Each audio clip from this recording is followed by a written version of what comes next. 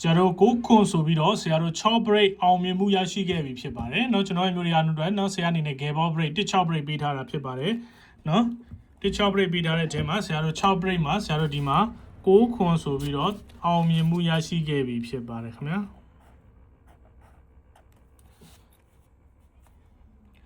အဲ့ဒီလိုပဲပေါ့เนาะဆရာရဲ့2ရက်တာเนาะမိသားစုဖွဲ့ဝင်တဲ့မျိုးတွေလည်းပဲ6ခွန်ဆိုပြီးတော့ဆရာတို့ဒီမှာ24ခွန်9ခွင်နေเนาะဒီတစ်ပတ်အတွက်ကောနောက်ပတ်အတွက်ကောပါတယ်เนาะနောက်ပတ်အတွက်ကောမှာကျွန်တော်မျိုး1000ပဲเนาะ1000ပဲเนาะဒါမှဆိုရင်ကျွန်တော်ရဲ့မျိုးတွေအားလုံးပဲခွန်9ဆိုပြီးတော့အောင်မြင်မှုရရှိခဲ့ပြီဖြစ်ပါတယ်ဟုတ်ကဲ့ပါဆရာစီကိုကျွန်တော်ရဲ့မျိုးတွေအားလုံးကเนาะမိသားစုဖွဲ့ဝင်လိုက်ပါဗျာเนาะဒီလိုတော်တဲ့ဆရာစီမှာမိသားစုဖွဲ့ဝင်လိုက်စမ်းပါเนาะဆရာရဲ့ Viber ဖုန်းနံပါတ်ဖြစ်တဲ့669569996နဲ့83လုံး4ခုကို299ရဲ့ Viber ကနေဖွဲ့ဝင်ခြင်းလို့ပါဆိုပြီးစာပို့ပေးလိုက်ပါရမှာတော့3လုံးခွေ4လုံးခွေမွေးကန်းနဲ့ပတ်တီးရမှာအကုန်လုံးအောင်သွားပါပြီဗျเนาะဆရာတို့တောက်ကြနေအတွက် share ပြင်းပတ်တီးလေးနဲ့အမျက်ယူမယ်ဆိုရင်အခုကနေကဝင်ခဲ့ပါဗျ